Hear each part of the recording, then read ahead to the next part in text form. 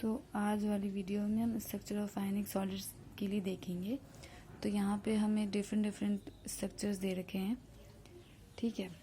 तो ये पाँच नहीं 6 है।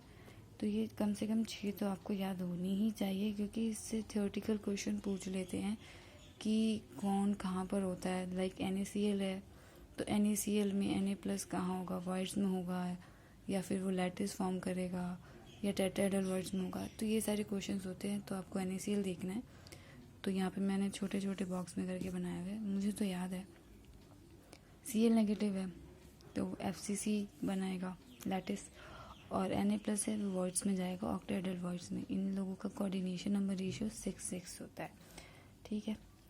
और सीजियम Cl है, अब इसमें सीजियम क्यूबिकल वॉइड में जाएगा और Cl नेगेटिव SCC लैटिस बनाएगा, और इनका कोऑर्डिनेशन नंबर रेशियो 8 होता है। CaF2 है, फ्लोराइड स्ट्रक्चर बोलते हैं इसको। ये एक एग्जाम्पल है, वैसे कहते हैं फ्लोराइड स्ट्रक्चर। तो कैल्शियम जो है वो FCC बनाएगा, और जो भी मतलब एनायन है, कोई और भी हो सकता है यहाँ पे कैटायन। बेसिकली जो एनायन है वो टेट्राहेड्रल वॉइड्स में जाएगा, और जो कैटायन है वो FCC लैटिस फॉर्म करेगा।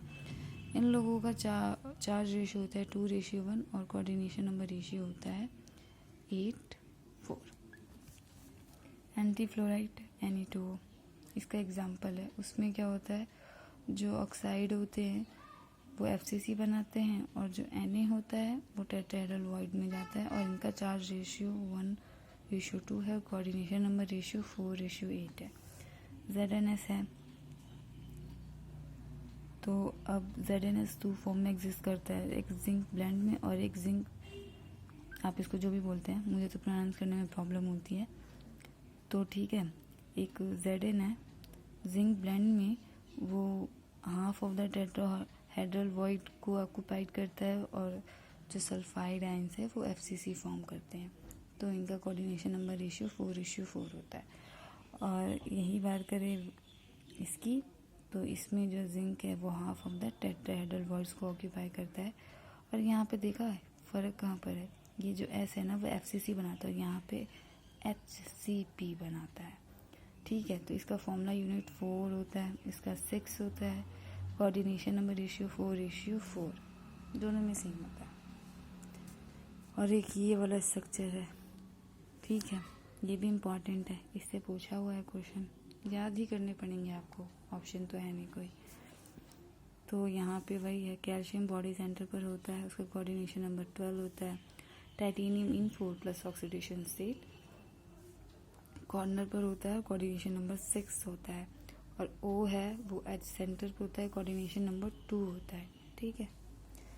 अब स्ट्रक्चर फैक्टर मुझे नहीं पता आप लोगों ने पढ़ा है कि नहीं, लेकिन मैं आपको बता देती हूँ, फिर भी एक हिंट दे देती हूँ। किसी भी अलाउड रिफ्लेक्शन के लिए ना स्ट्रक्चर फैक्टर की वैल्यू 0 नहीं होनी चाहिए। अगर उस स्ट्रक्चर फैक्टर की वैल्यू 0 है तो यानी वो रिफ्लेक्शन अलाउड नहीं है, ठीक है। अब SCC के लिए स्ट्रक्चर फैक्टर की वैल्यू 1 होती है, दैट मीन्स उसकी वो अलाउड है, क्योंकि S=0 नहीं है ना। अब BCC है, अब BCC में हमने कंडीशन क्या देखी, अलाउड रिफ्लेक्शन की, सबका सम इवन होना चाहिए। तो अगर सम इवन है तो S=2 है, S=2 है मतलब रिफ्लेक्शन अलाउड है, क्योंकि हमने यहाँ देखा ये कंडीशन। लेकिन अगर उसका सम ऑड आ गया तो S=0, क्योंकि हमें पता है ऑड आने पे रिफ्लेक्शन नहीं होती है, और रिफ्लेक्शन नहीं है इसका मतलब स्ट्रक्चर फैक्टर की वैल्यू 0 है ना। अब यहाँ पर हम बात करेंगे बैंड नोटेशन की। अब बैंड नोटेशन में हमें क्या देखना होता है, नीचे वैलेंस बैंड होता है जिसमें इलेक्ट्रॉन्स होते हैं, इसीलिए उसे फिल करके दिखाया है। और ये ऊपर कंडक्शन बैंड होता है जो खाली होता है, उसमें इलेक्ट्रॉन्स नहीं होते हैं, तो इसीलिए वो खाली दिखाया हुआ हमने। तो जो इंसुलेटर होता है ना, उनके लिए इन दोनों के बीच का गैप हाई होता है, और मेटल्स में स्मॉल गैप होता है। इसका मतलब क्या है कि यहाँ से जंप कर सकते, तभी तो इलेक्ट्रिसिटी प्रोवाइड होती है। इंसुलेटर में क्यों नहीं होती, इतना हाई गैप होता है कि इन लोगों का यहाँ पे जाना इम्पॉसिबल होता है, एनर्जी गैप बहुत ज़्यादा होता है, इसीलिए इलेक्ट्रॉन्स की मूवमेंट ही नहीं होगी अगर, तो इलेक्ट्रॉन्स की मूवमेंट ही नहीं होगी अगर, तो फिर इलेक्ट्रिसिटी कैसी, तो इसीलिए इंसुलेटर। अब सेमीकंडक्टर में हमें पता है ये थोड़ा आपको समझना पड़ेगा, अगर आपने पढ़ा है तो ही समझ में आने वाला है, वरना नहीं आएगा।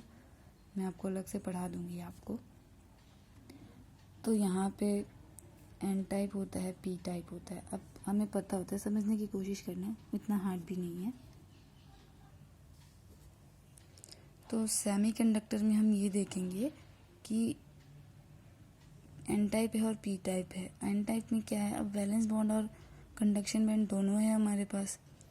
तो एन टाइप में क्या होता है, एन टाइप आपको पता ही है, जब हमको डोपिंग करनी होती है और हम 15 ग्रुप वाले एलिमेंट्स को लेते हैं जिनके पास इलेक्ट्रॉन्स ज़्यादा होते हैं। इलेक्ट्रॉन्स ज़्यादा है मतलब कोई लेने वाला होना चाहिए, और हमें पता है कंडक्शन बैंड खाली होता है, तो एक डोनर बैंड क्रिएट होता है क्योंकि हमने इलेक्ट्रॉन्स उसमें डाले हैं डोपिंग के थ्रू। 15 वाले को एन टाइप का मतलब आप समझ रहे हो ना, जो इलेक्ट्रॉन देते हैं वो वैसे वाले। तो अब इलेक्ट्रॉन देने वाले आए हैं, तो देने वाले अगर आए हैं तो कोई लेने वाला होना चाहिए, इसीलिए वो कंडक्शन बैंड जो होगा उसके पास एक डोनर बैंड क्रिएट होगा, और उन दोनों के बीच में एक एनर्जी आती है जिसको हम बोलते हैं फर्मी एनर्जी लेवल।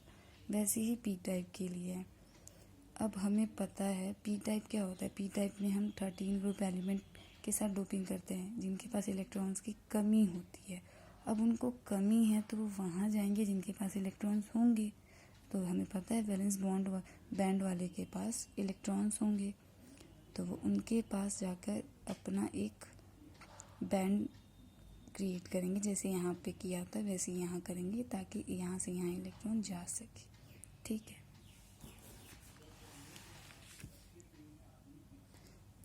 और फिर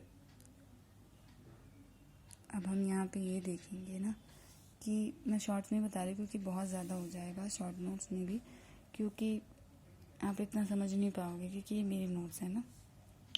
तो अब शॉर्ट में देखें तो ऐसे समझ लो कि मेटल के लिए और एन टाइप के लिए अगर हम टेम्परेचर बढ़ाएंगे तो जो फर्मी एनर्जी लेवल है ना वो डिक्रीज़ करेगा। ठीक है।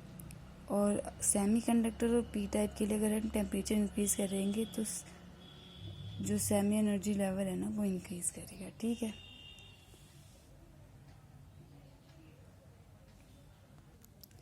अब हम देखेंगे कि एफसीसी में जो ऑक्टाहेड्रल वॉइड्स होते हैं वो 4 होते हैं, टेट्राहेड्रल वॉइड जो होते हैं वो 8 होते हैं। अब इनकी पोजीशन अगर पूछ ले तो हमें पता होना चाहिए। समझा तो नहीं पाऊंगी मैं, यहाँ पे आपको बता देती हूँ। तो ऑक्टाहेड्रल वॉइड कितने होते हैं, 4। तो एफसीसी में तो एक तो बॉडी सेंटर पे होता है, जो बॉडी सेंटर में होता है वो तो पूरा ही एक काउंट होगा। और 3 कहाँ से आते हैं, 3 आते हैं 12 एजेस से। ठीक है।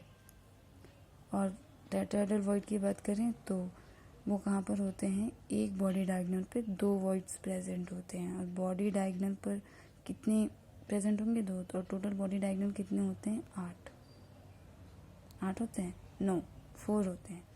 तो 4 × 2 कितने हो जाएंगे, 8। तो 8 आ गया। अब बीसीसी के लिए ऑक्टाहेड्रल वॉइड्स 6 होते हैं, टेट्राहेड्रल वॉइड्स 12 होते हैं। ठीक है। 3 आते हैं एज सेंटर से, 3 आते हैं फेस सेंटर से। ठीक है। From 12 edges, from 6 faces. Tetrahedral voids वही है, 4 voids on each face, total 6 face, तो टोटल वॉइड 24। कॉन्ट्रीब्यूशन कितना हो जाएगा, 24 × हाफ इक्वल्स टू 12। तो 12 आ गया। अब कंसेप्ट ऑफ नियरेस्ट नेबर, तो कोई भी एटम किसी दूसरे एटम से अगर A/2, A2, A3, A तो इतनी डिस्टेंस पर है तो उसका कोऑर्डिनेशन नंबर 6 हो जाएगा। अगर डिस्टेंस दोनों के बीच में मिनिमम डिस्टेंस अगर A√2 इस टाइप से √2 है किसी भी तरीके से इन्वॉल्व, तो कोऑर्डिनेशन नंबर 12 हो जाएगा।